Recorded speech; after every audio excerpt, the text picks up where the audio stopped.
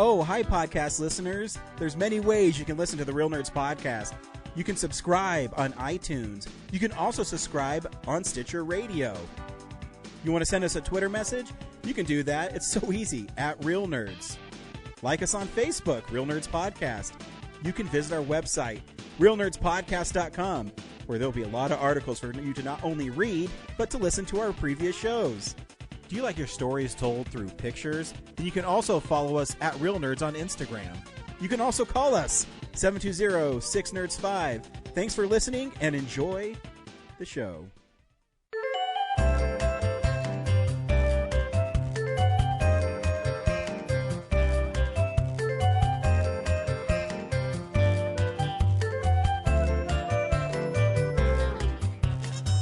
This is Real Nerds Podcast.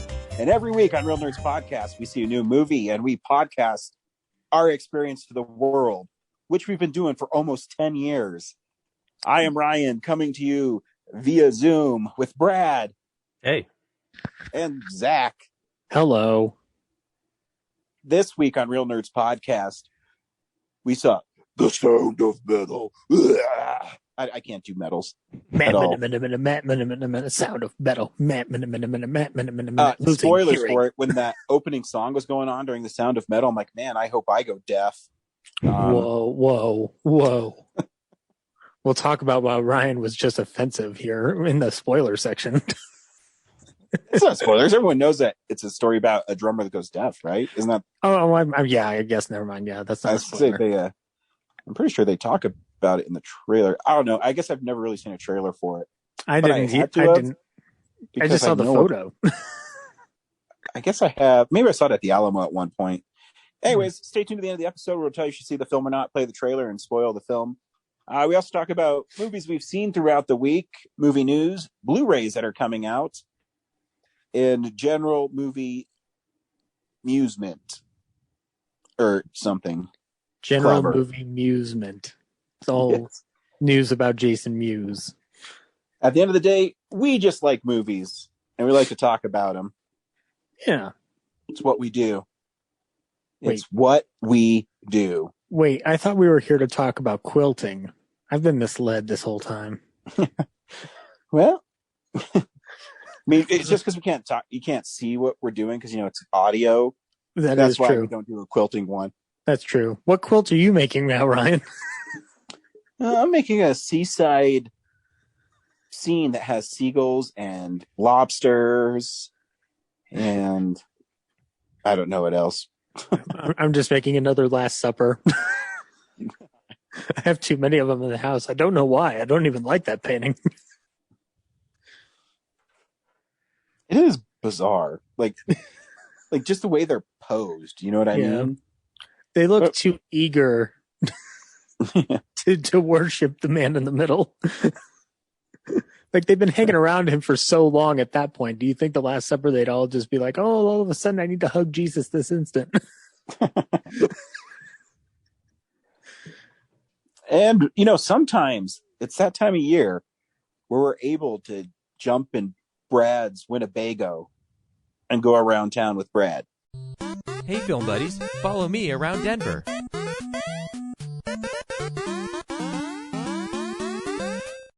This week at the 88 Drive-In, they're screening, April 23rd, finally, they're opening. Tom and Jerry, Kong versus Godzilla, and The Unholy. Oh, that's kind of a cool lineup. Yeah. You going opening night, Brad? Nope. I don't know if I'll be back in town by then, so. Well, then I'll go, and I'll report back. Do that. Yeah. Take some kids and then force them to watch Unholy. No, that... At the Holiday Twin Drive-In, they don't have their weekend lineup set yet, but Tuesday's 420, guys, so they got Cheech and Chong's Up in Smoke and the Big Lebowski double feature. At the 88 Drive-In? At the Holiday Twin. Oh, the Fort Collins one, yeah. Yeah. Cool. Marijuana is so cool.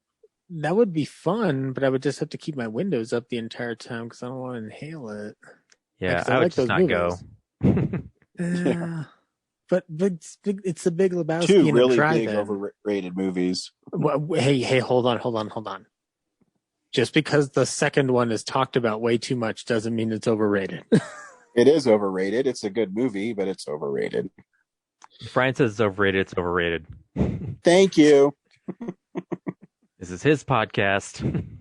Thank you. Pretty much what I say goes. That's right. By the way, Ryan, don't listen to the next couple of ballyhoos. I kind of throw Army of Darkness under the bus for no reason. You dick.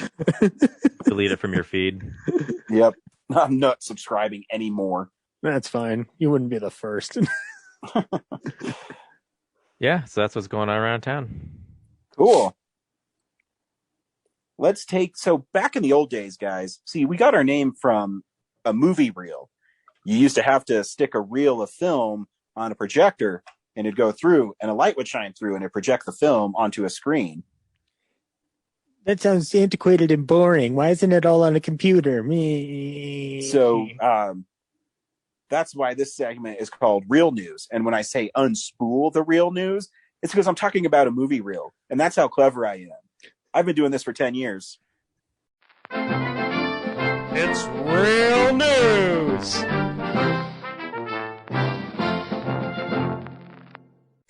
Thank you, Professor Ryan. Anytime. Well, now why don't you go find that lost piece of archaeology before the Nazis grab it? Sweet. Indiana I love Frost. being compared to Indiana Jones. Chuck, start the projector. So guys, we're getting that Lord of the Rings TV show.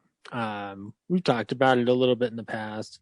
And it looks like this is just a insane figure technically, is that $465 million is going to be spent on the first season alone.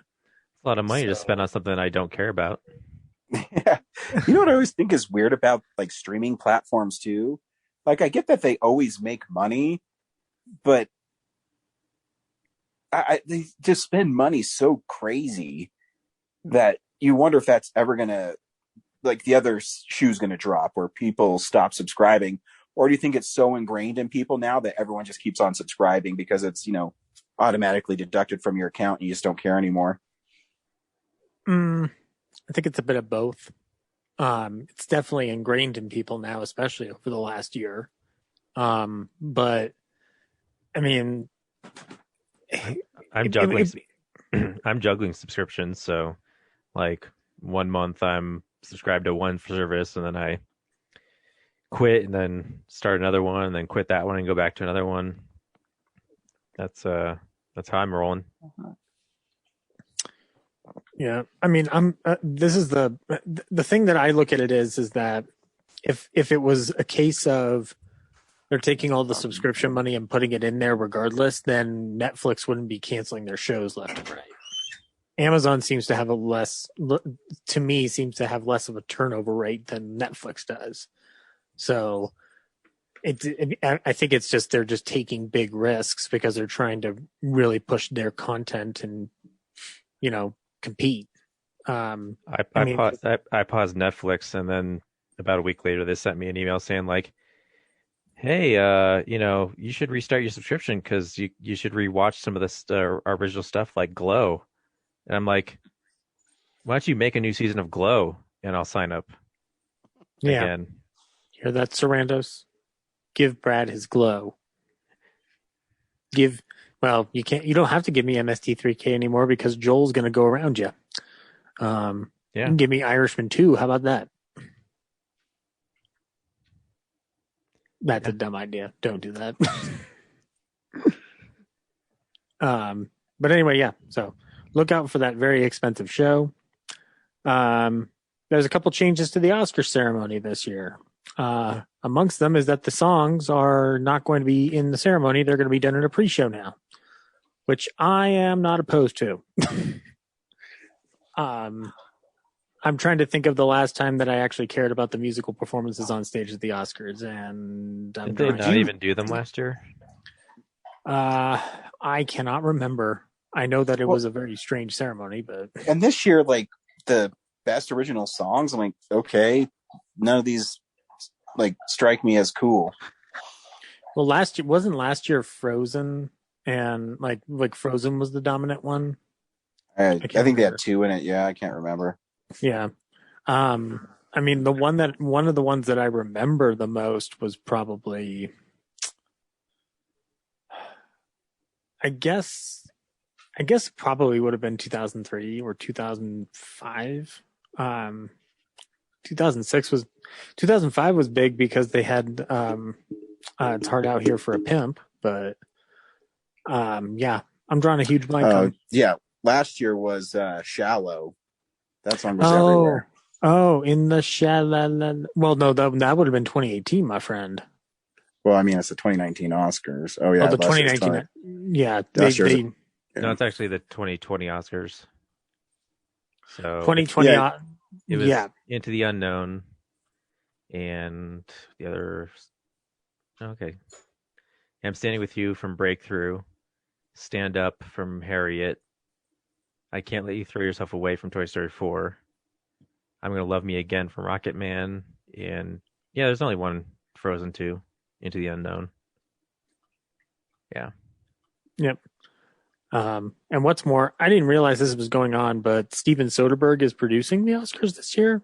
So he says it's going to feel like a movie. So I don't know what that means. I'm curious to see what that means. I hope it means that it's keeps its momentum going and doesn't lag. But yeah, so you'll be able to hear Fight for You from Judas and the Black Messiah. Woohoo. Hear My Voice from the Trial of the Chicago 7. Woohoo. Hasuvik from Eurovision Song Contest, A Story of Fire Saga. I hope that wins just because. I still need to see this movie. IOC, The Life Ahead, and Speak Now from One Night in Miami. Ooh. That's the original song they did because you can't do a change is gonna come. Which, by the way, when the guy who plays Sam Cooke sings at the end, it's fucking wonderful. If you haven't seen One Night in Miami, you should. Moving on, Ryan. Yes. The news seems to be catered to our interests as of late. So the TCM Classics Film Festival being held on TCM and HBO Max because it's going virtual. Amongst the things that are going to happen is going to be a Plan 9 from Outer Space table read with Bob Odenkirk. Nice. The cast also includes Lorraine Newman, Bobcat Goldthwait, David Koechner, Oscar Nunez, and more. So yeah, I am excited for this. This is also a good notification for me that the festival is virtual this year because I did not realize they were going to do that again. So yeah, lovely to hear, and I will look forward to that table read. And we will move on to some news about the Toxic Avenger reboot. As we all know, Peter Dinklage is leading this whole endeavor, and director Macon Blair, the director of Blue Ruin, is helming the project. And we've just added Jacob Tremblay to the cast. There's no word who Tremblay will be playing, but yeah, we'll look forward to that. I'm kind of curious to see what this reboot's turning into, because is it a big budget? Because that's kind of weird. It's legendary doing it. So I guess so. if it's not big budget, it's at least middle to higher budget. Like, Ryan, it's gonna be bigger than the budget of a normal Troma movie. Well, yeah. I mean, I think Peter Dinklage's salary is more than a Troma movie costs. Yes, it is. Actually, I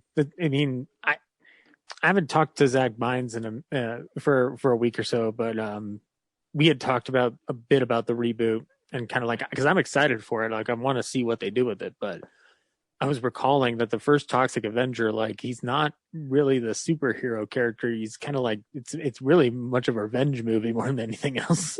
Yeah. It's not till like the later ones that he becomes a little bit more of a hero figure. But yeah, let's look forward to seeing what Tremblay and Dinklage have to bring us to the screen. And here's a piece of news that will only satisfy me and nobody else. Although, Ryan, you might find it interesting just from a searching feed alone. So, a filmmaker named Joshua Grossberg is currently documenting a lot of his time to find a missing work print for a certain movie directed by a certain man who definitely wrote Citizen Kane, despite what a big budget Netflix movie says. Joshua Grossberg is trying to find the lost work print for The Magnificent Ambersons, which is a Orson Welles film. It was the second one he made after Citizen Kane, and it was the one that RKO butchered the shit out of, and basically forced Welles out of a RKO while he was still overseas doing goodwill ambassadorship work for the War Department.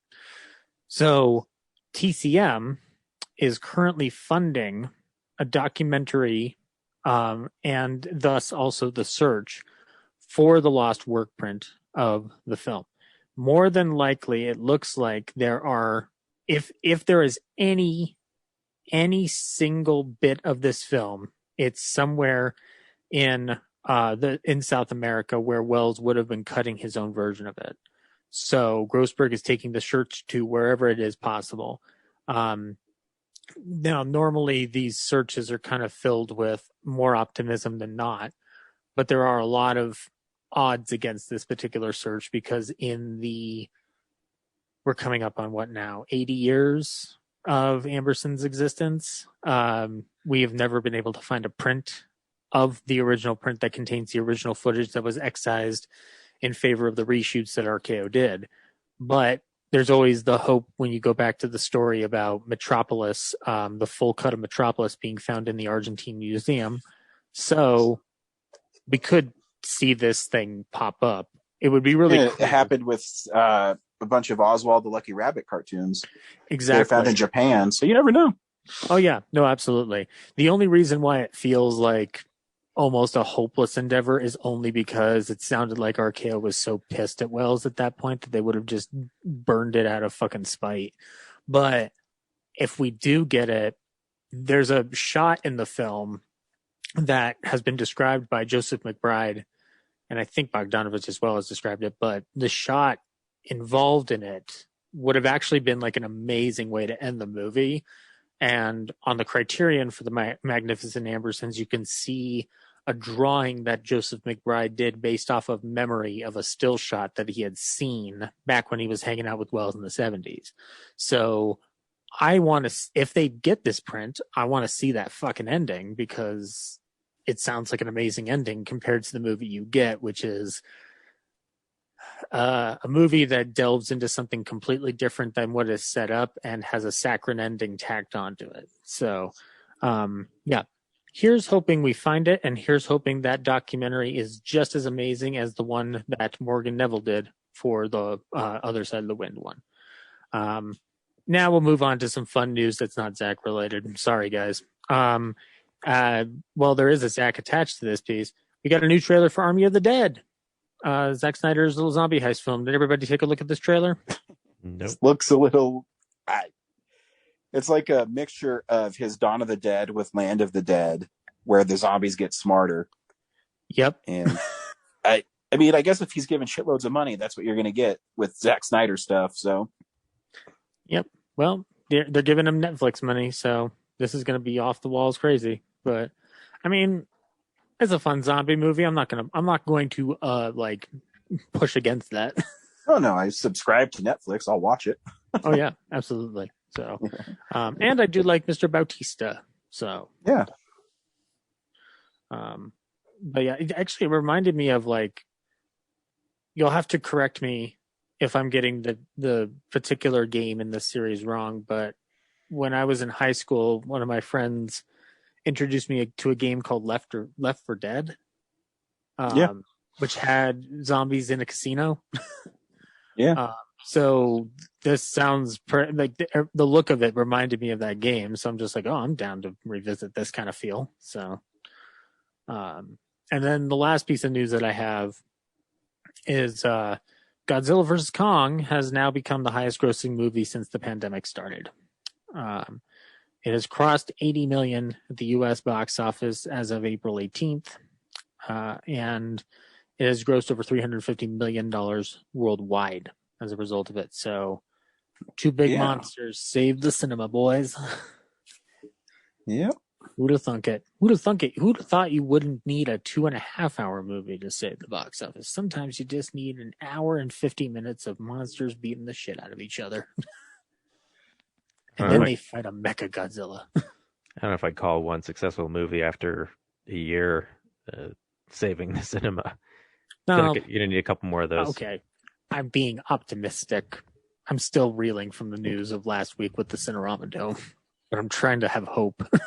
I think because I was looking ahead to see when I can see Mortal Kombat, and the Alamo screenings on Friday and Saturday, like at 5:30 in the afternoon to about 8 o'clock, are almost sold out. So yeah, I think as it gets closer, I think Mortal Kombat might do pretty good. Yeah, that'd be cool. I feel like people are sad about it. So yeah, I hope so. And that's news. You forgot that Alfred Molina confirmed that he is Doc Ock in Spider-Man. You know what, Ryan? I saw that. And what was upsetting to me is we still haven't gotten a confirmation that Willem Dafoe's returning. So my interest was super low. But no, it's kind of cool. He talks that his arc starts at the moment that he's supposed to die in Spider-Man 2. So I'm still curious on who is going to be the villain rounding up these guys. Because obviously it's dealing with the multiverse. Have we confirmed that Bruce Campbell isn't not in this movie? Or I don't think he is. I mean, it'd be awesome if he was. I'd cry. Because maybe Sam Raimi, in talking with John Watts one day, was just like, well, I had this idea.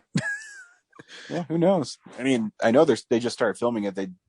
Multiverse of Madness. So, but yeah, I don't know. I just think it's cool that Alfred Molina, basically, he's the first person to come out and just say, "Yeah, no, I'm in it." Well, then that means Tobey Maguire's definitely in it. So now everybody's just kind of kicking their feet around. Yeah, it's well, I mean, did we really believe when Tom Holland says they're not in it? Like, by him saying that, he pretty much confirmed that they were. Yeah, that's fair. Like, he's a nice kid, but it's hard to believe when he says things. Well, it's hard too with Marvel stuff. I mean, I'm really hoping that they're going to drop a trailer for it soon. My guess is, I think there's a D23 conference this year. So hopefully it'll show up there. Or, I mean, Black Widow's July 7th. So I'm guessing they're going to start dropping like a Shang-Chi trailer and the Eternals and hopefully Spider-Man. So. Have they, here's a question that I have, Ryan, based on Spider-Man lore. Is there a villain within the realm of the Marvel Universe that has done this before, where he or she grabs people from the past via the multiverse or whatever? And I mean, not necessarily the multiverse, but I mean, Kang the Conqueror is like one of the big bads coming up, and he is a time traveling mutant. So is he a big baddie, like Thanos level, or he's pretty. His story's really convoluted. I really can't explain it. He's like one of the. I don't know. He used to be like an Egyptian mutant, and he's able to. I don't know. It's really complicated. He has some really cool stories, though. Okay. But even in Spider-Man, it's called the Web, and they're all Spider-Men are all connected in this. Basically, the Spider-Verse is like there's a big web that connects all the universes together, and by like one thing happening, the web goes a different way. So maybe instead of Peter Parker getting bit by a spider, it's Gwen Stacy. So that makes Spider-Gwen. And or Noir Spider-Man, the best of the Spider-Men, because he's black and white. And then there's these monster vampire kind of guys called the Inheritors, who hunt down spider people and like drain their life essence, and they use the web to do it. Did they like do it by biting into their necks like vampires, or? No, they kind of grab them and just They take their can have, life essence. yeah, like a Dementor kind of, but not without the Dementor's kiss or whatever. Yeah. So I don't know how they're going to do it. I'm really interested in this film because they haven't said anything about it. It's completely done filming, so I don't know. I'm really interested. Yeah. No, I'm totally down for it. Because Tom Holland says he's going to take like a year off because he went straight from Uncharted to shooting Spider-Man. So he's earned a break. Yep. As we all have, but yeah, we've all deserved. Spider-Man and every man deserve a break. But yeah, no, that is exciting. And actually, I'd like to start seeing some stuff for Shang-Chi and Eternals. I didn't realize Eternals might have been already like in the middle of filming, but no, the Eternals is done. Eternals is done? Yeah, they finished it last year. What the hell? It's supposed to come. So it's like Black Widow is July. I think Shang-Chi is September now. The Eternals is November. Then Spidey is Christmas. All right. So Merry Christmas to you, Frost. I know. I mean, it was supposed to come out, on Black Widow's old date, but I guess I can wait 5 more months. Yeah, you can. As long as because I'm getting 3 Marvel movies in those 5 months. So. Yeah, that's insane. That's going to be an interesting trajectory. But yeah. Cool. Movies come out on Blu-ray and Ultra HD, and sometimes they pique our interest. So, this is the stuff we've been watching. So, full disclosure, Blu-ray.com decided to not work today. So I'm using. Yeah, they have a server problem. Really? Okay, that's interesting. Because I went to my My Movies app because I go there for specs because I'm writing my Friday the 13th review right now, and it's so fucking big that it's taken me forever. But I go there to get the specs on what audio and video they use and stuff. Mm-hmm. And yeah, I couldn't do it. So I had to go to IMDb and actually select the tech specs on IMDb and stuff. But yeah, and they said they had a server issue that's going to take them days to fix. Damn. Well, so then in the meantime, we are using Digital Bits today. First of all, you can get a movie called Boss Level with Frank Grillo, Mel Gibson, and Naomi Watts and Michelle Yeoh. You can get a movie called Crisis with Gary Oldman and Evangeline Lilly. You can get Death Ranch. Don't know what this is about, but it's called Death Ranch. There is going to be a Blu-ray release of Dave Chappelle's Block Party, which, what I recall, was a fun little time. And then from the Criterion of it all, you can get the Blu-ray version of the Anthony Mann film The Furies with Barbara Stanwyck, not Streisand. Barbara. Nice. Yeah, I want to see that one. I heard it's a good one. I have the DVD version, Ryan. It is good. But I am definitely going to be upgrading to this Blu-ray because I want the Blu-ray. It's a good movie. But I'll still keep that. I haven't looked to see if it has the same thick booklet that the DVD does, but I'm going to take a guess and assume it does. And then if you want a movie from the director of Parasite, you can get Memories of Murder, one of his earlier films, courtesy of the Criterion Collection this week. And you can also get from Arrow Switchblade Sisters. You can get that. You can get that on Blu-ray if you'd like. And the complete series of Till Death. That's Blu-rays, guys, because Digital Bits is lacking. I could pick some up for you. Warner Archive is releasing The Mutiny on the Bounty with Charles Laughton and Clark Gable. Mr. Christian, come here! Did you mention Chariots of Fire? No, I didn't. Chariots of Fire is also coming out. Also, the fine folks at Warner Archive are doing Annie, Get Your Gun. Yeah. Which is a fun movie. Yes, it is. Yeah, that's all the other ones I see. You're on Digital Bits, right? No, I am on High Def Digest. High Def Digest. Okay. See, this is what happens when Blu-ray.com fails us, Ryan. I do remember. I did blind buy something called the Mortuary Collection, which is a Shudder exclusive movie that is is an anthology that's supposed to be really gory, and it's gotten good reviews. So, okay, the Mortuary Collection. Mm-hmm. Interesting. And that is it.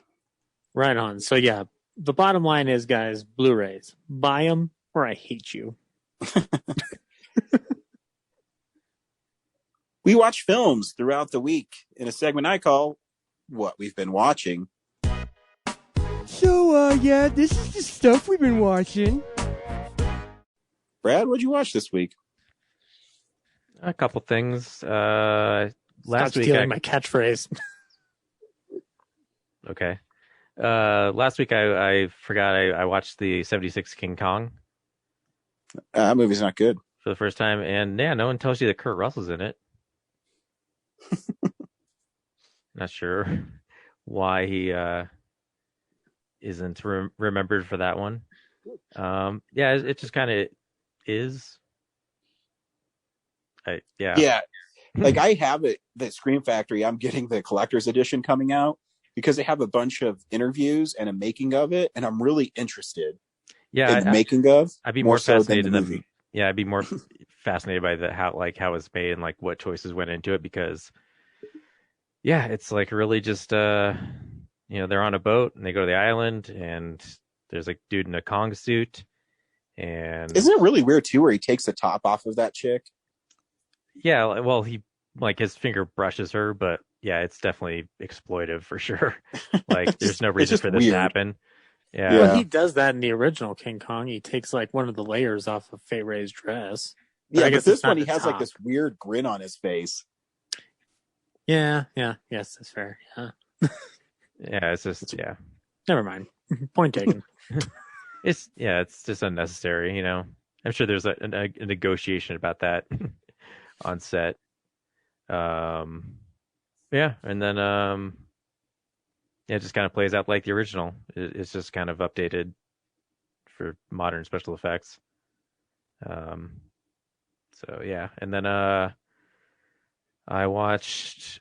There's a documentary called Mr. America, where Tim Heidecker is running for district attorney, only to get back at the prosecutor who tried to put him in jail for killing a bunch of people at a Firefest style concert that he put together. I mean, he's playing a character, but it's like a fake documentary about running for DA, and it's okay. Tim's character is so unlikable that you're just kind of like, ugh, let's just get to the end of this already. He just kind of goes from scene to scene, fake mockumentary style, just like screwing with people and just being kind of shitty to his campaign manager, and tricking like real people in places. And he's got like a buddy he used to do a cinema show with, which I guess this is a movie that pulls together a bunch of him and his friends' projects into like a single thing, but I have no reference for all that, so I'm sure fans are like, oh, this is brilliant because it brings in all these different projects he did, and I've never exposed to him, so I'm just like watching this mean-spirited movie about this guy who's trying to be DA so he can get out of like feeling like he's a murderer.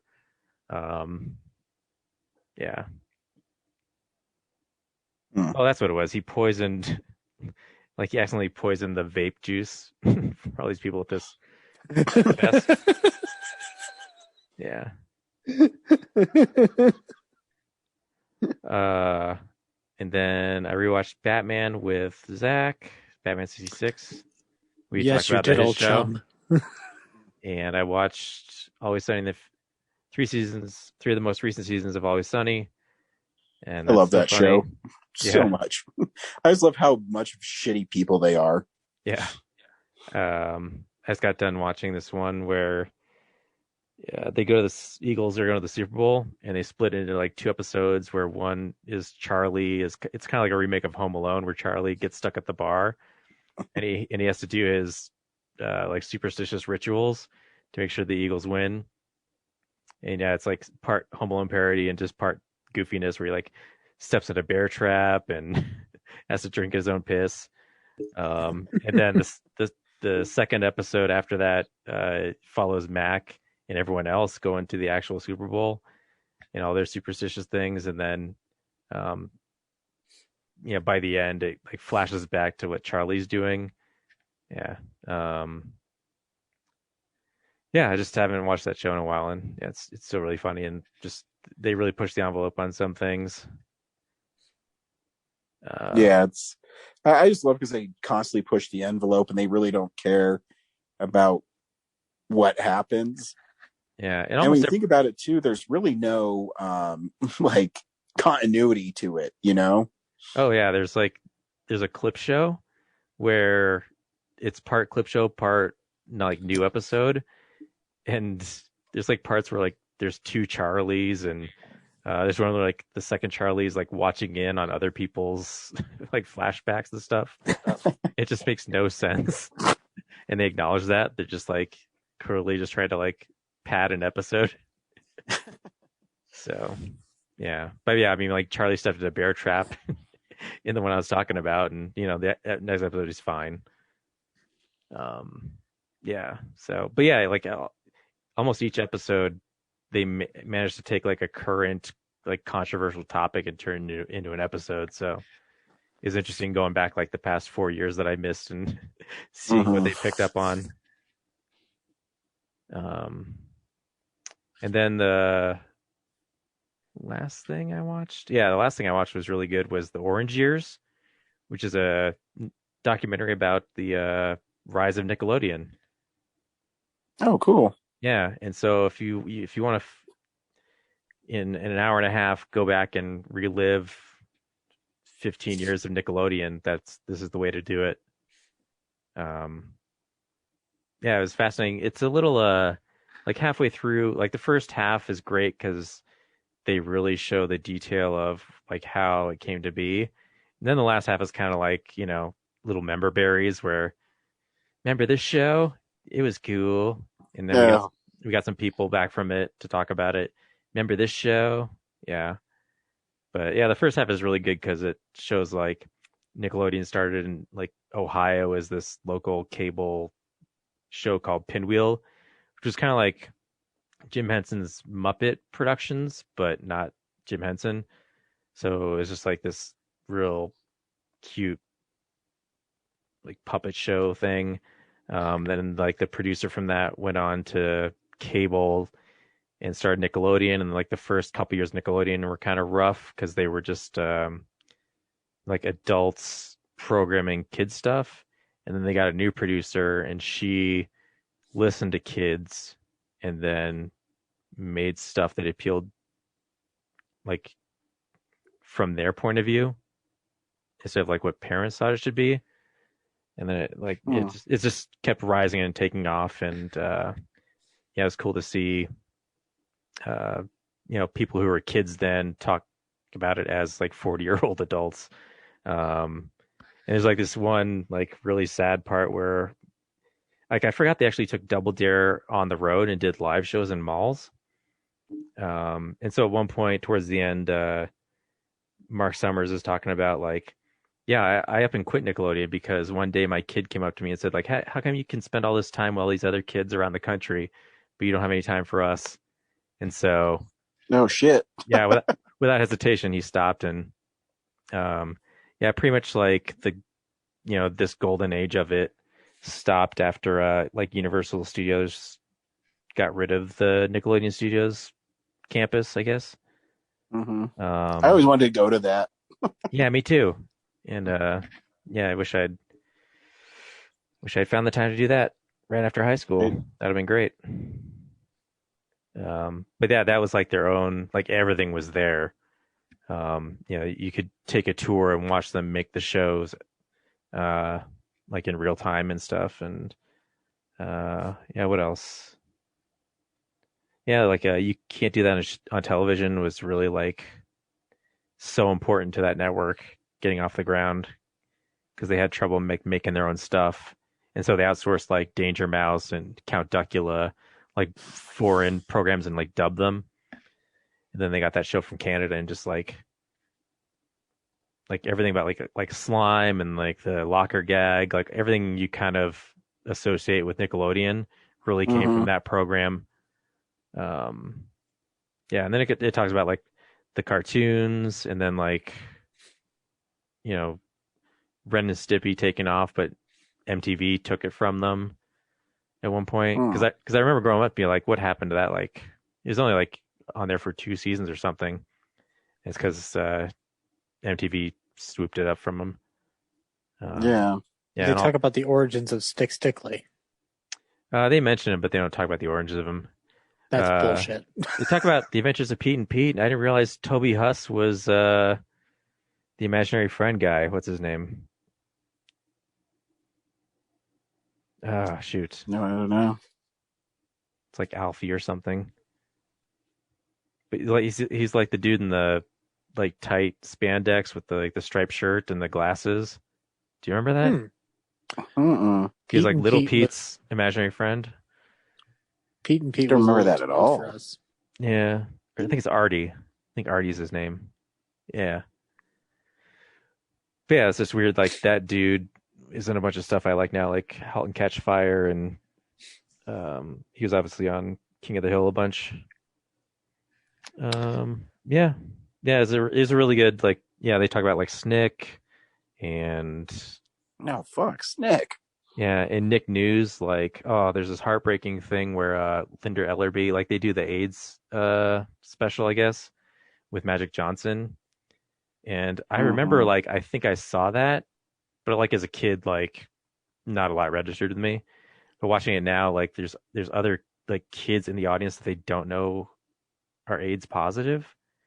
And so at one point, like, she asked her, like, is anyone else here like positive? And these 2 or 3 kids raised their hands, and like this one little girl's like crying because she's just talks about how she's been made to feel like an outcast and stuff, and they're consoling her, and it's just like, yeah.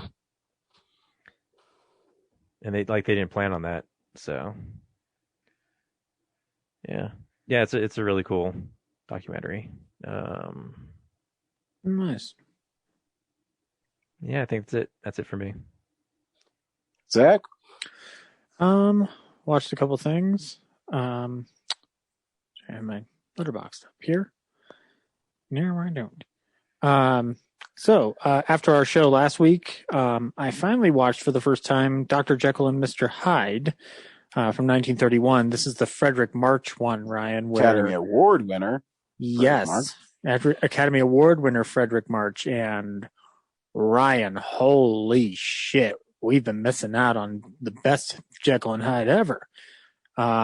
It's the story of Dr. Jekyll and Mr. Hyde. So all you need to know is God takes a formula and lets out his inner insane, crazy, unstable person, and he becomes a total fucking asshole. But it's pre-code, Ryan, so it's pretty unflinching and pretty damn dark. Awesome. Yeah, so the movie starts off, Ryan, with first person point of view through Jekyll's eyes, and it is some of the most ambitious pre-30 like pre-code, like early sound era filmmaking I've ever seen. Like, it is really ambitious for what it's doing. So this is clearly a time where at the very least Paramount had figured out how to, and Mumulian in particular had figured out how to lift the camera off of its limitations with the new sound equipment. And we've seen the clip of the transformation more than once in Universal docs. They do the transformation a ton in the movie from different angles. They use that same trick throughout. And March, as a result, when he's Mr. Hyde, the only thing that's dated about it is some of the dialogue, but the actions and what he is doing throughout the movie to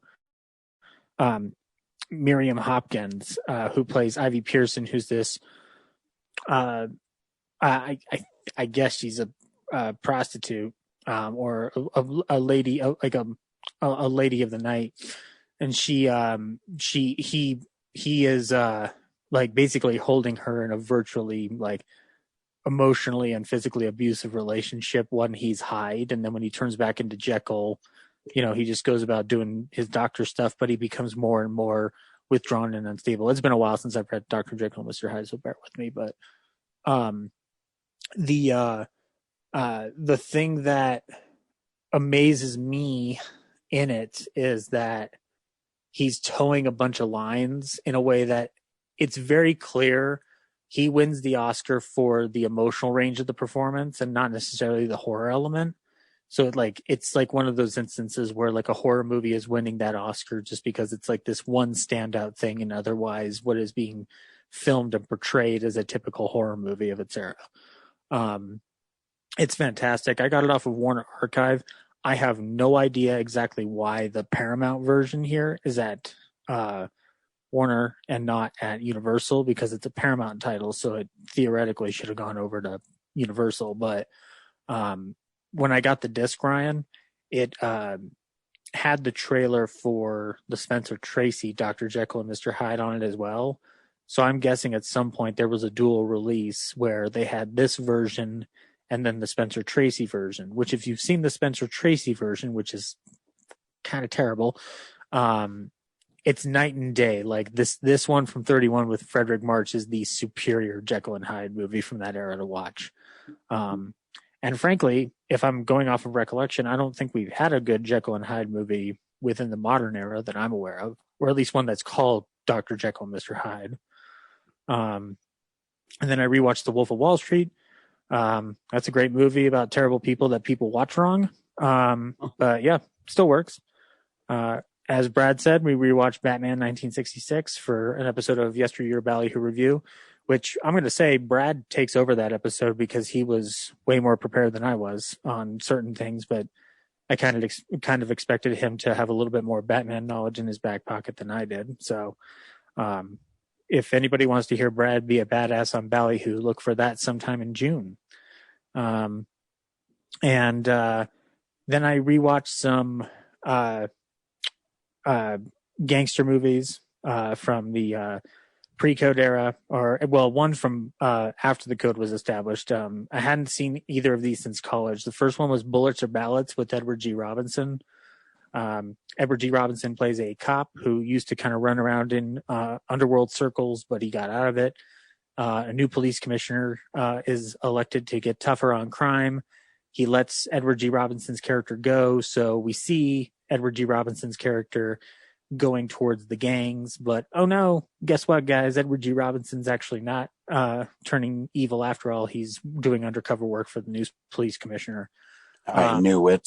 Yeah, I mean, it's Ryan. This is after the code is established. You can't have Edward G. Robinson play a bad guy throughout the entire movie. You've got to have a moral center. And actually, it's an example of like at a certain point when all those gangster movies were coming out. Once the code is firmly established and like immovable, the gangster movies had to have this workaround where like Cagney and Eddie G. specifically were given good guy roles in the mold of a gangster, but they had good guy morals and intentions that kind of seated around crime. And this is around the time where Bogart's becoming the guy that gets bumped off in the last reel. So, but it's actually a really good movie. I'm really glad I rewatched it from this context because Louise Beavers is in it. And she plays a very small but honestly kind of like intriguing role as an African American woman who's running a numbers game with Joan Blondell, and there's a scene where she's basically standing up to two white businessmen who are trying to muscle in on her and Blondell's game, and she like stands up to them, and it's like this powerful image that I'd never like witnessed like from the modern context, and like this actually works. Like I think when I first saw this film, I kind of looked at it as like, well, it's a shame that she didn't get enough to do. And I'm looking at it today and I'm like, it's kind of amazing that they even had this scene in here. So Louise Beaver is really good in it. It's got problems of its era, but it's still a really interesting scene. And Joan Blondell's really good in it too. And then I rewatched a movie called Lady Killer with James Cagney. This is one you'll like, Ryan, because I latched onto this one in college. Cagney plays a theater usher who then turns to crime and then flees New York after he might be suspected of murder and ends up becoming a big Hollywood star. So it's kind of like the George Raft story. Not really, but you could tell that there's some kind of like homages to it. And it's very much a Hollywood spoof kind of parody movie. This is the Cagney Hollywood send-up movie you should watch instead of Boy Meets Girl. It's really solid. Roy Del Luth directs it, and it's got a nice amount of kinetic speed to it. It's only 75 minutes, so you're in and out, and you get a fun time in the process. There's a scene where a cop is going after Cagney, and then the Hollywood producer pulls him over and says, like, Cagney, I want you in my movie. Show up just as you are, unkempt, unshaven, looking like a mess. You're going to play a prisoner. And the cop is like, can I be in the movie too? I have my day off tomorrow. And so he's like, sure, yeah, come on in. And so they bring him to set. And the goal of the whole scene is that Cagney has to punch this cop who's playing a cop. So it's like, it's an interesting way to get him to be able to smack a copper at that time without it feeling like too risque, given the character he's supposed to play. So yeah, I think you'll get a kick out of it, Ryan. I'll loan it to you next time you're here. Sweet. And then the last thing I watched was another Amicus movie. My friend Kev does a show on this production company, and they did a Bond kind of movie called Danger Route, or The Man Who Should Have Stayed in the Cold, with Richard Johnson of The Haunting fame and Zombie 2 fame. It makes James Bond, it's Sean Connery era James Bond movies look far, like it makes them look like kinetic movies of this era by comparison. It's very choppy. The plot is pretty incoherent. Once you gather what's going on, you've sort of lost interest. I like three things about it. One is the score at the end of a huge explosion. The other one being Richard Johnson just hanging around. I like watching him act. He's fun. He's not playing a great character, but whatever.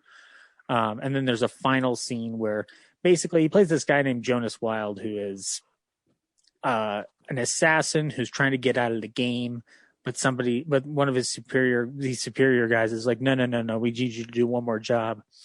And by the time we get to the end, there's two confrontation scenes, one with somebody who's betrayed him, and there's some interesting angles for the 60s in them. And just the way the scene plays out is kind of interesting. And at the very end, the guy who brought him in on this job, he's trying to tell him he's out. He's like, aha, but I've got you cornered killing the person that betrayed you. So you're stuck with working for me now, buddy boy. And it ends on a very, very lackadaisical freeze frame of Richard Johnson as the credits roll. And I was just kind of like, just kind of sat back in my chair going like, man, that was 98 minutes. I'll never get back. But I kind of want to rewatch it to see if I can try to get this plot through my head, because it seemed like every twist and turn was absolutely unnecessary for no reason. Like, it's almost like they're trying to keep up with, like, how do we make something different than Bond, which has become a bit formulaic by a certain point. And it's just like, well, it's a spy thriller, so they're just throwing things in left and right, and I'm just like, guys, like pick a lane. So yeah, but it's interesting if you're looking for like a what people were trying to capitalize off of in the Bond realm on the lower tier scale, because this is Amicus, and it looks like they've usually they don't, from what I've seen, it seems like they're not like super cheap, like they're not Ed Wood cheap, but there's a difference between how slick a Bond movie looks and how Danger Route looks. So but if you feel like watching it, and I do recommend you check it out to see for yourself, it's on Amazon for like $1.99 to rent, and I don't regret spending the money, so I had fun giving it a look. And that's all I watched this week. Modern day Jekyll and Hyde is called the Hulk. Yeah, there you go. Good job, Brad. But that's not horror. But he's a superhero. In Dr. Jekyll and Mr. Hyde, Mr. Hyde's an asshole, like a huge asshole. Yeah, the Hulk's an asshole. Yeah. Up until a certain point. I see the parallels there. Yeah, I'm sure if Dr. Jekyll had spent more time, he could have, blended the two like the Hulk eventually gets to. But, Avengers 1, man, he's just smashing whatever he wants. See, Robert Louis Stevenson didn't have the foresight of Stan Lee. Hey, Ryan, did you watch Falcon and the Winter Soldier this week? I did watch Falcon and the Winter Soldier this week. I forgot to talk about it. It was, I thought it was quite the episode, actually, to tell you the truth. Yeah, I thought it was the best one yet. Yeah, I was reading some people thought it had pacing problems, but I don't think there's anything wrong with, you taking moments to let characters like breathe. And I actually got a little teary-eyed when he goes and visits Isaiah again. Yeah. And, he's, they're saying that he was thrown in jail just because of who he was, and the world isn't ready for, a black Captain America. And then you knew that's what, Sam was building towards. And I got all emotional while he was doing the montage and talking to Bucky. And, Bucky even had that line. He said, I never thought about what it would mean for there to be a black Captain America. And he apologized for it. You're like, holy shit, this is really fucking deep. Yeah. He's like, and it just gave the characters a chance to be their character. Yeah, I thought it just kind of summed up what the point of the series really was, after all. Yeah, oh yeah. It's heartbreaking that we already knew Isaiah Bradley had a raw deal, but when he finally comes to the end of it and says no self-respecting black man would want to be Captain America, and then Sam's going to go through with it anyway. Then you also got to think he's going to do it without taking a serum, so he's going to become a Captain America that's just a normal human being. Yeah, because you also the last episode ended with John Walker killing that guy, and I can't help but think. Remember when I can't remember the doctor's name who picked Steve Rogers. Erskine. Thank you. And he says, you need to be a good man, not a good soldier. And the serum just amplifies what's already there. Yeah, and John Walker is the antithesis of that, where he's a good soldier, but he's also really arrogant and has some issues, obviously. And by getting the serum, it just amplifies his douchiness. Or Hodge from the first one, the serum. Yeah, it's and that's what I think Wyatt Russell is so great in this, is because at the beginning you want to like him, but you shouldn't, and then you do hate him, and it just justifies everything you felt about him. So I think he's a great antagonist for this series. Ryan, are you saying that the son of Kurt Russell is a good actor? Yeah, no, he's really good. It's almost as if that was preordained. Sometimes he sounds like Kurt Russell too. It's kind of creepy. And then of course we've got I guess Madam Hydra. Yeah, played by Julia Louis-Dreyfus, which is awesome. Spoilers. But yeah, it kind of. Sorry, I was gonna say, like, you know more about the Marvel history, so I was just kind of like wondering what the play is with that. Like, yeah, I don't know, but I don't know if they're trying to do Thunderbolts, where they're like the Thunderbolts are villains that are quote unquote reformed, but they're like bad guy Avengers, where I guess it's kind of Marvel's version of the Suicide Squad. That's what I was thinking, yeah. Where they're not really good people and they could always turn, at the flip of a coin. And they do the jobs that nobody else wants to do. And it seems like she's recruiting people for that, but I don't know. I was reading an article, I forget where, but I think she shows up in Black Widow, and Black Widow was supposed to come out before Falcon and the Winter Soldier. So maybe her story is a little more explained. I don't know. But she used to be a love interest for Nick Fury. And yeah, she's been tied with Hydra and S.H.I.E.L.D. in comics. I don't know what she's going to be in the MCU. Yeah. But yeah, it's a pretty cool turn of events. And sadly, there's only one more episode to go. So, yep. Interesting to see how. But the good news is we'll together. get to see Sam Wilson hopefully as Captain America. So I know, like, such a tease to end on. Just like, you can't see the suit yet, you just get to see him looking at it. Like, I know, and like, it's one of those. See, they said it was pacing issues, but it's one of those episodes like, this is over already. Fuck. Yeah. How long is each episode? They vary. That one was like an hour and 5 minutes or something like that. Yeah. And there's that mid-credits thing with John Walker building his own shield. Yeah. It's pretty demented. So, yeah, he doesn't give a fuck. Yeah, good stuff. I only watched 2 things this week.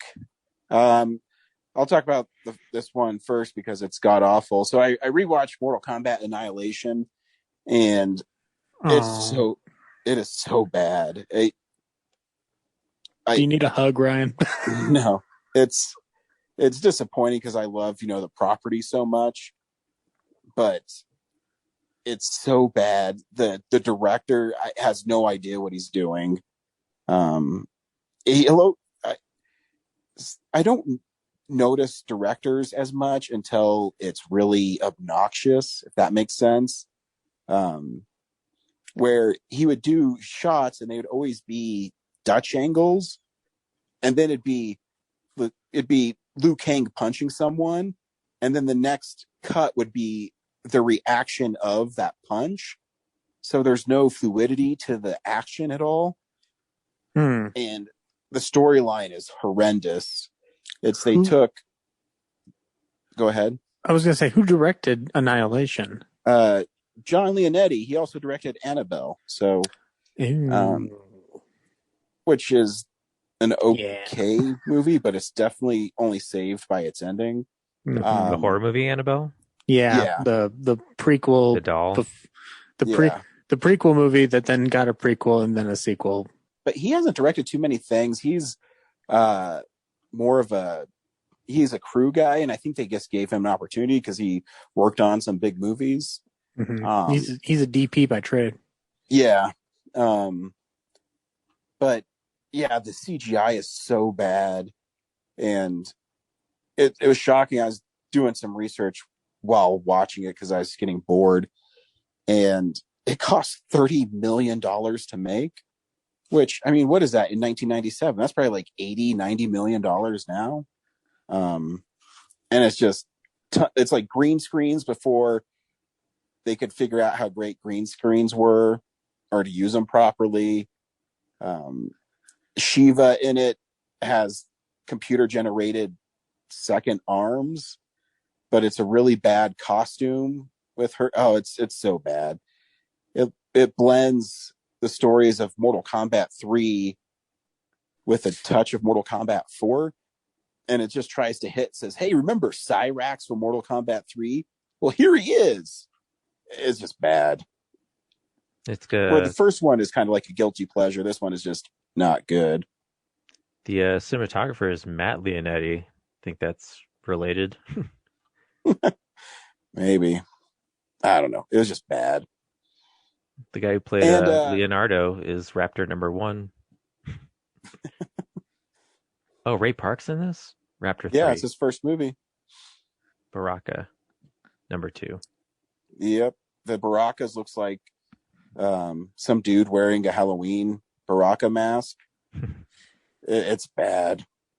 And there's an interview with the dude who plays Liu Kang, and he talks about how much he hates the movie. But yeah, anyways, it came with the Steelbook that I got from Best Buy, where it had both films in it. The Steelbook's cool. I like the first movie. I won't watch the second one again for probably another 10, 15 years. We'll see. And the last thing I watched this week is a really great movie. It's called Room. It stars Brie Larson and God, we just talked about that little boy. What's his name? Jacob Tremblay. Thank you. And this movie is one of the best movies I've seen in a long time. If you don't know the story, it's actually kind of 2 movies in one. The first half of the movie deals with Brie Larson, who just goes by the name Ma at the beginning, and her son, and they're in this room, and you find out the room is where she's being held captive by a guy who kidnapped her 7 years prior. And her little boy, Jack, is the product of her being sexually assaulted by a guy they call Old Dave. And their life together in this place called Room. And, it's just a really great character study. And, when she's telling him or trying to get her son to go along with her plans to get out of there, is really kind of sad, but inspiring at the same time. I don't know how to put it, but she tells him that she's been lying to him, that there's everything outside this room. And that scene is so sad where he doesn't believe her. And then eventually when he gets out, he adjusts better to life on the outside than she does. And I don't know, it's just like a really powerful movie, and that everybody in the movie is incredible.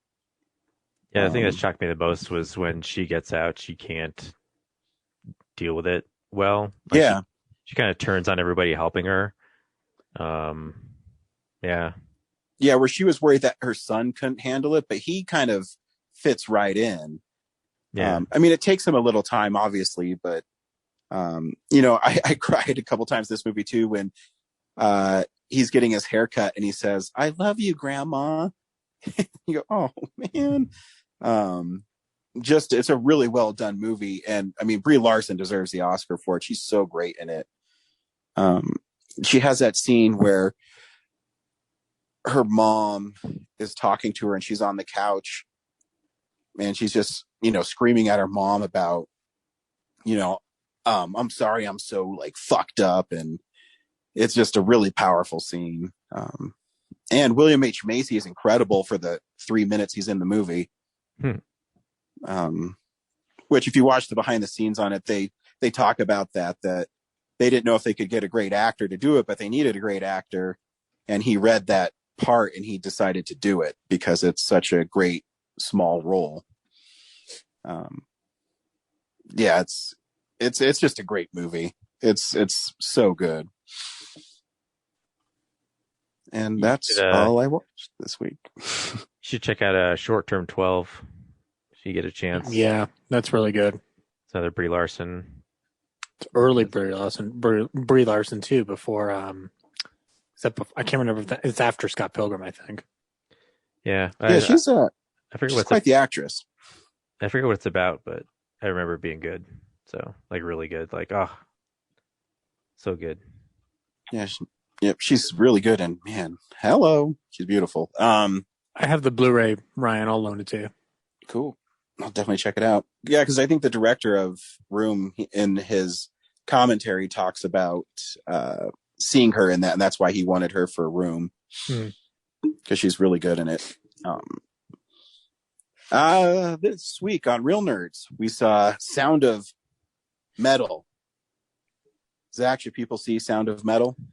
Yeah, you should. I found it a very tough emotional sit for the majority of it, so I don't know how quick I'll be to return to it, but it's really masterful with between sound design and really digging into silent film moments. Riz Ahmed is fucking perfect in the movie. Yeah, if you've got Amazon, you need to pop this on. It's 2 hours and it hooks you in pretty quick. Brad, should people watch Sound of Metal? Yeah. I went to this movie thinking it was a guy dealing with hearing loss, but it's really a movie about dealing with addictions. Mm-hmm. And it's not the addiction you think. But the performances are intense and great, and it's just a joy to see the deaf community represented really well. So definitely check it out. Yeah, I agree with everything both of you said. It's at times a tough watch. At times it's a really uplifting watch. When you see all the other deaf characters in it and how they've responded to their disability. And it's a really interesting thing to see somebody who thinks he can overcome that with, in spoilers. Anyways, here's the trailer for Sound of Metal. You sound great. Yeah, right. What? You're telling me you weren't feeling it? You were in it. We don't need to put them all out. I know, but we just need to film.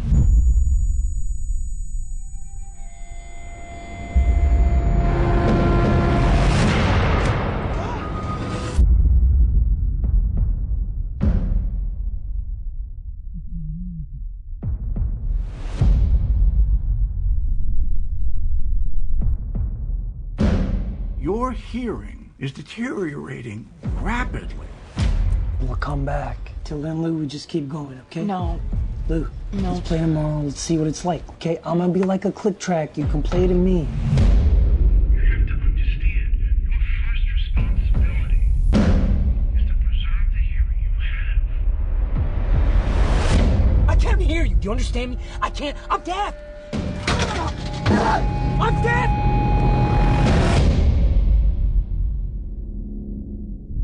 I found a place. I think it's important that you stay here with us right now, Ruben. We're looking for a solution to this.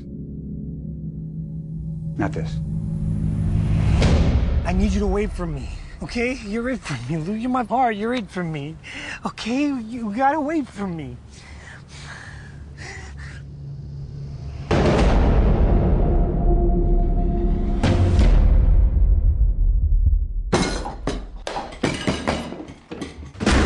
Trying to save my life. Ruben, the world does keep moving. It can be a damn cruel place. But those moments of stillness,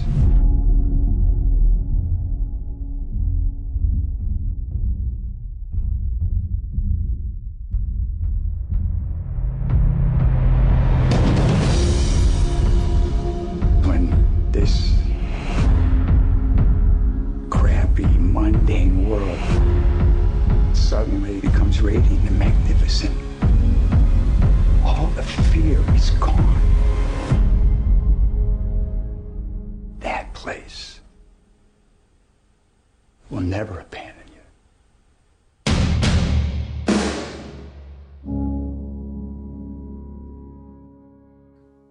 In The Sound of Metal, Riz Ahmed plays Ruben. a drummer in a metal band, and he starts losing his hearing, and he has to start coping with that on top of everything else that's going on in his life, which is really interesting. Mm-hmm. And he,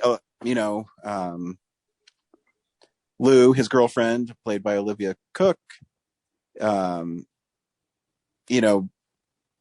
takes him to this through their friend Hector, I guess, to this community of people that are deaf and how to live with being deaf. And I can't remember the name of the actor who is like the head council guy there. I had him pulled up. Sorry, it was Paul Raci. Yeah, he also got nominated for an Academy Award. He's really great in it. Yeah, I had forgot to look at the nominations list before after watching it, but yeah, god damn it, there's a scene in there that with him and with Joe and Ruben that is absolutely gobsmackingly brilliant. Yeah, and it's an interesting film because it moves really quickly when, it doesn't seem like much happens in it, but then as you start peeling it back, there's a lot going on. Mm-hmm. And yeah, it's anchored by incredible performances throughout the movie. Yeah. There's something interesting to be said about the way it tackles two different sets of addiction in the course of its film. And as Brad said, it becomes about the addiction you're not expecting. And we're in spoiler territory now, so I guess I can just say it. There's a certain point where Ruben finds a way to get a procedure to fix his hearing. Yeah, because that's I guess I kind of didn't really touch on it because that's all he thinks he wants. Yeah. He thinks that he can go have surgery to get his hearing back, and he can go back to playing his drums, and everything will be okay. Because at some point, he and his girlfriend were addicted to drugs or whatever, and managed to get off of it. And he's filled that void with the drumming and the live shows and this traveling lifestyle. And now that that's not there anymore, he's searching for his next fix, and to get that back is getting the $40,000 hearing aid. And it's on the whiteboard. Learn the whole to be movie, deaf. The whole movie is for him is like you just need to learn how to sit in silence and learn to be deaf. Yeah. Yeah. Yeah. And by the time he gets through a journey that he's gone on where he seemingly accepts things, which I mean, there were elements to it that I latched onto in the respect of just like, well, if you've got all these tools, then you should be able to fix all the things that you left broken when you went into a facility like this. And the scene where he's talking to Joe after he's gotten the operation, and Joe has completely lost his trust in Ruben, and he explains to him the way Ruben explains it is that this is what he wanted, this is what he's working towards. And then he starts asking, like, I need money to pay back the money I was given for my van and all my stuff in it so that I can get my van and my stuff in it back to go back to my life. And Joe goes, the way you're talking right now, you sound exactly like an addict. Mm-hmm. And it's such a fucking flooring moment.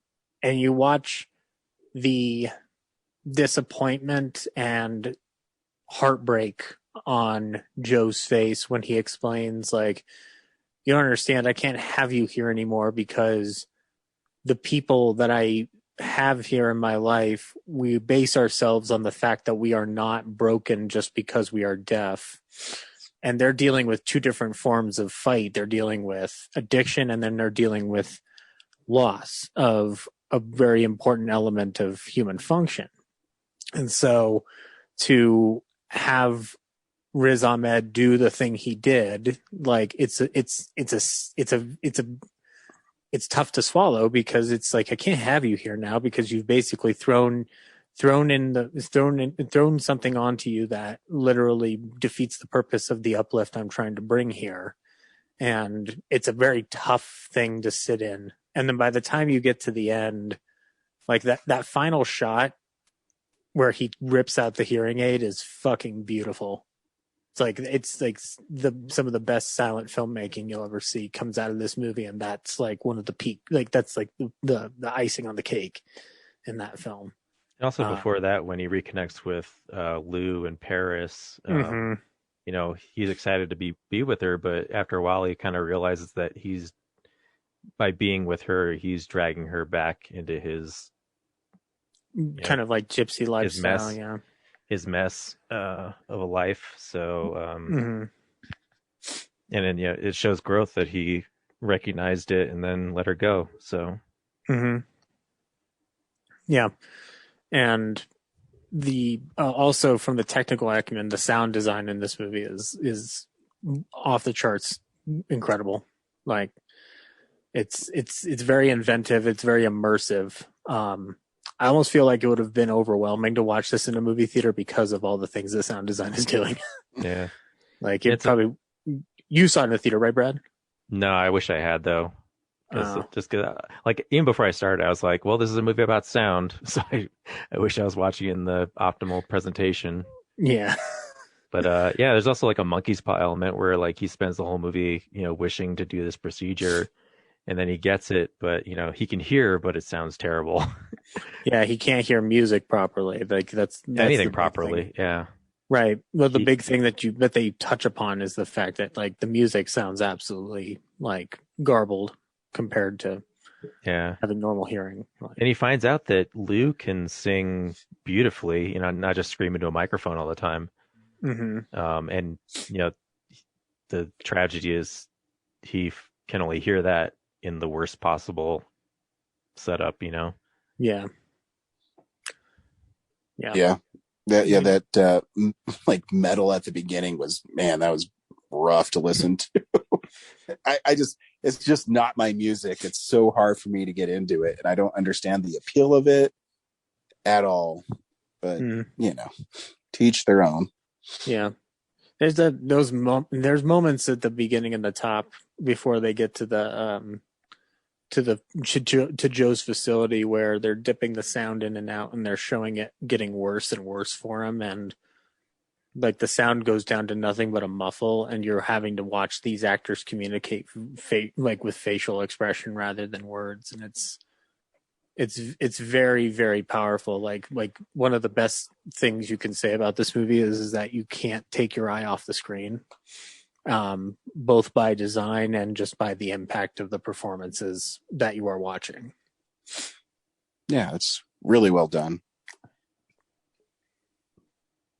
Yeah, it's about all I got. Yeah, it's kind of rough because it's a heavy human drama kind of wrapped into this 2 hours. So it's like you're not talking about anything particularly detail wise apart from the acumen and the performances on it. Like if this were any other year, I would say give it to Riz Ahmed for the Oscar, but we all know that Boseman's rightfully so going to get that Oscar for Ma Rainey. So, it's it's just thinking the whole time, and I was talking to Laura before we started. I know I'm biased, but I think I loved Kong Godzilla more than maybe I should have, because I just miss movies like that. And then like Minari, I had a really good time in because I think it had kind of this nice uplifting message towards the end. And then, you get Sound of Metal where he gets better towards the end, but it's so heavy. And so I'm really excited for Mortal Kombat because I'm like, man, can I just watch something that doesn't have such deep themes? Because like, have you noticed that so many of our movies have been like that because of that's what's thriving right now? They can't put big budget stuff out, and I realize I'm a big budget movie kind of person. There's nothing wrong with that.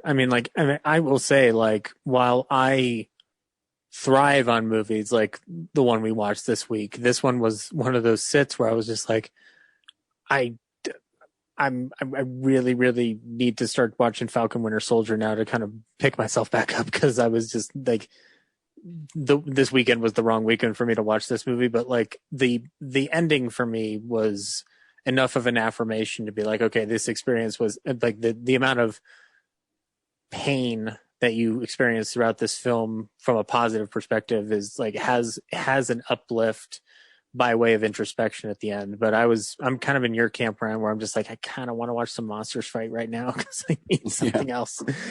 But I'm glad we watched the film though, because I was glad to see it.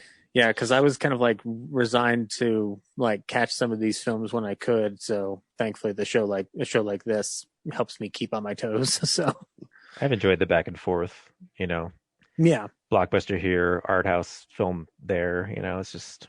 Oh yeah, the mix is fun. But we do get Mortal Kombat next week, so that'll be a nice. Yeah. But then we got to figure out what to fill the next 2 weeks after that with. So. We'll see. Raya, we've been holding off Disney animated cartoon for a long time here. Yeah, maybe too long. I don't know. I also realized we probably could also maybe do Coming to America. Yeah, we could. Have you watched it? Have any of you guys watched it, or am I the only one? I have not. I'd never seen either, so I'd have to watch both. It's a fun time, and that's all it needed to be. But I would love to talk about it again if we want to do it again. Yeah, we'll see where we're at. We'll see what's going on. Yeah, first week of May.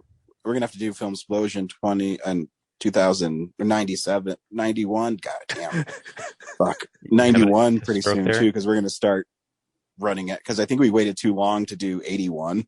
So I think no, because April, May, June would be 91, July, August be 2001, September, October would be 2011. Yeah, we're good. Yeah, we're good. June. I'll just check because we're also doing that other one too. So. Oh yeah. The our 10-year Explodathon. Yeah. That's not the right title. No, I think the weird part is that they'll both be in June is the thing. So yeah. So, but I think we'll be okay. I mean, the 10-year thing is going to run concurrently with the weeks we are doing anyway. So, you know, it's like the Shamleys. You know, they'll both be on the feet at the same time. You know. Yeah. Concurrently, we'll just hit the balance the way we share them and whatnot. Yeah, which we discussed last week. We're going to do 5 instead of 10, so it'll be like 2 rounds each episode because we're only going to try to do like 30 minutes. Yeah. So I guess after we're done with the recording here, we'll figure out those plans. But yeah, there's also the option of doing like pulling one retro title out for this year if we really do get in a bind. But there's so much coming out that I don't think. I think we'll be all right. Yeah, I think it's a shame we burned Scott Pilgrim already because that's getting a re-release. Yeah, well, we hit it on the 10th anniversary technically, so we're solid there. Figure it out. Let's rewatch The World's End. Why not? That's Edgar Wright, and that's cool. Yeah, save that for 2023. I mean, sure. if you want to follow rules. Cool. So, sweet. Yeah. See you next week for Mortal Kombat. Bye. Get over here. Ryan wins. Sweet. Thank you for listening to this episode of Real Nerds Podcast. Real Nerds Podcast is a production of Nebulous Visions Multimedia. Thank you to Sparks Mandrill and Plan 9 Studios for our kick-ass theme song. Also, if you're in the Denver area and you're looking for a cool place to see movies, we see them at the Alamo Drafthouse in Littleton and now also in Sloan's Lake.